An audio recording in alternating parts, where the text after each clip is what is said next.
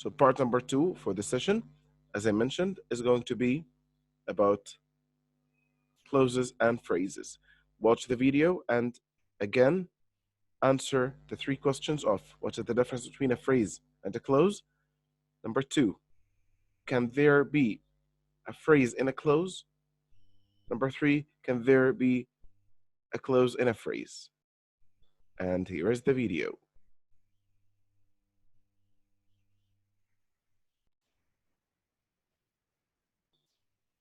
Phrases and clauses. And so that's what we're going to talk about today, is the difference between a phrase and a clause, because both of them are groups of words, right? Phrases and clauses are both groups of words, but they each do different things. So let's break that down. So Rosie, if you please, what is a phrase? So a phrase is a group of words, and it acts like a single part of speech. Okay. But it will never be a full sentence. Because phrases don't have both a subject and a verb. All right, so a phrase can never be a sentence. Right. What are some examples of phrases? My best friend. So this is a group of words that ultimately behaves like a noun? Right. Okay. Then there's an adjective phrase, with the blue shirt. So this is a prepositional phrase that, as you said, is behaving like an adjective? Right. Okay. And then for 20 days, which behaves like an adverb.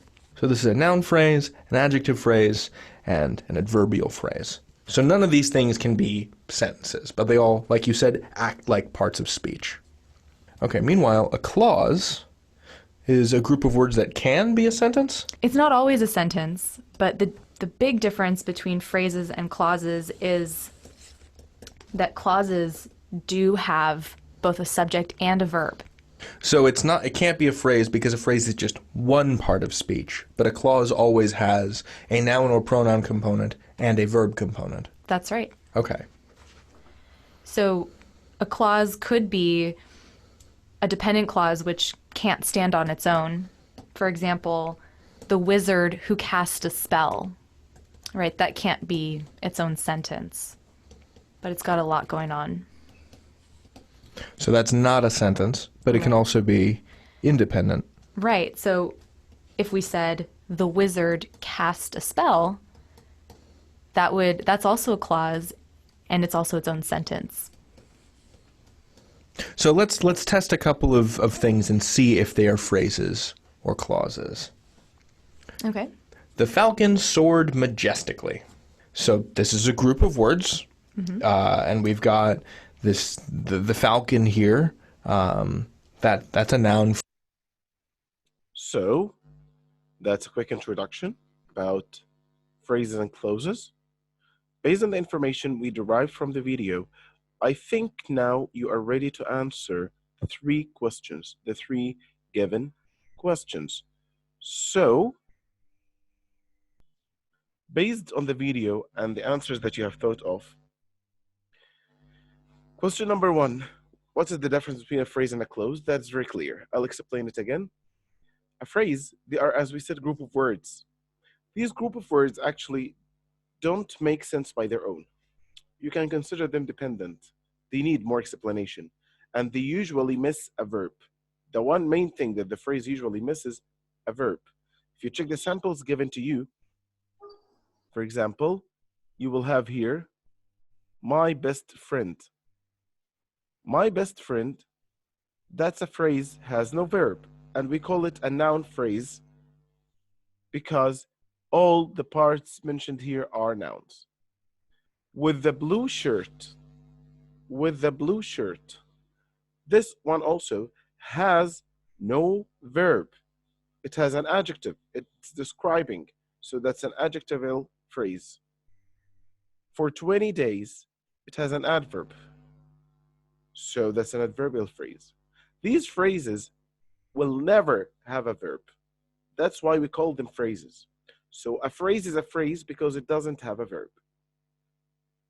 That's why a phrase, and this is the answer of question 2, can be a clause, or can be in a clause, or can be found in a clause. Why? Because a clause is a group of words that should include a sentence. That should include a verb. Since they include a verb, so they should include a subject, and the phrase can be a subject. For example, if you say, my best friend came to school. So my best friend is a phrase, but it's a part of the clause that says came to school. You get my point? However, a clause will never be part of a phrase because a clause should include a verb, and a phrase never has a verb. You got it? So you can say that the clause is the mother. The clause is the mother, and it gets things down of it, like the phrase. I guess that's the better way to explain it and to describe it. Now, let's check our understanding by the sentence above here. The falcon soared majestically. This sentence, what do you think? Is it a phrase or a clause? Whether you're going to say this or that, you should have clear justification about the reason. Why is it this or why is it that? So the falcon soared majestically, that's a clause. And as I said, it will never be a phrase because it never has a verb. Let's proceed and complete the video and see. Phrase that's behaving like a part of speech. So I know that this definitely has a phrase in it. Right. But is it just a phrase on its own? I guess I would have to say no, because it's got this verb, soared, and this adverb, majestically. So the falcon soared majestically. I would have to say this is a clause. Would I be right? You would be right. Hooray! That's not only a clause, but it's an independent clause. So it could be its own sentence, with a period. All right. So let's get a little bit of George Harrison in here. While my guitar gently weeps. So we've got a subject in here, my guitar, and a verb, weeps. So we know it's a clause, but it begins with this word while, which is, I think, a subordinating conjunction. Right. So this would be actually a dependent clause, but it is a clause. So this thing could not be a sentence on its own. That's right. Got one for you, Rosie. What about the best ham sandwich in Oklahoma?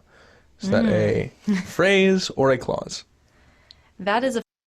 Yeah, the best ham sandwich in Oklahoma. That is a phrase or a clause. Think of it. So the best ham sandwich in Oklahoma is a phrase, as he thought, because it has no verb, and even it makes no sense. The best ham sandwich in Oklahoma, yes, where and when and what, no more information. Now, I'll stop the video till here, since we answered all our questions that we needed, and go back to the book, page 117. Position of phrases and clauses. Where to put them. Sometimes we want to save a piece of information and not let the reader have it until the end of the sentence, like the examples here. The child skipped home, feeling happy. I hope to see you next week, all being well. If you check now these two sentences, try to find where is the clause and where is the phrase. The child is kept home, that's a clause, it has a verb. Feeling happy, that's a phrase. I hope to see you next week, that's a clause. All being well, that's a phrase. Now, we might change the positioning of the phrase and clause easily. It's all about using the comma. Feeling happy, comma, the child skipped home. All being well, comma, I hope to see you next week. Very simple and very easy.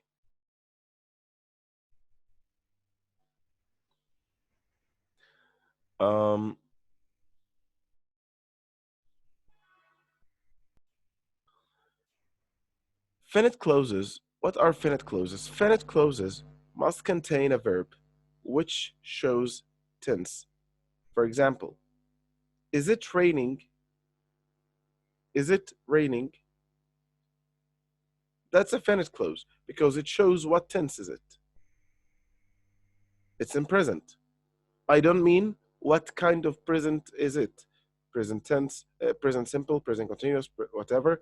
But at least the sentence shows the timeline where the sentence goes. I spoke to Peter last night. This is a finite clause. it has a specific tense in the past. A non-finite clause contains a verb which doesn't show tense, and we usually understand the time referred to from the context.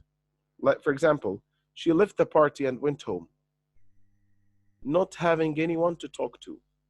Not having anyone to talk to, this is a non-finite, where I have the verb with no specific timing. It doesn't say in the past or in the present. So we call it non-finite clause. Now, write out two sentences so that these clauses are used at the beginning and at the end of the sentence. Use comma to mark the clause off from the rest of the sentence.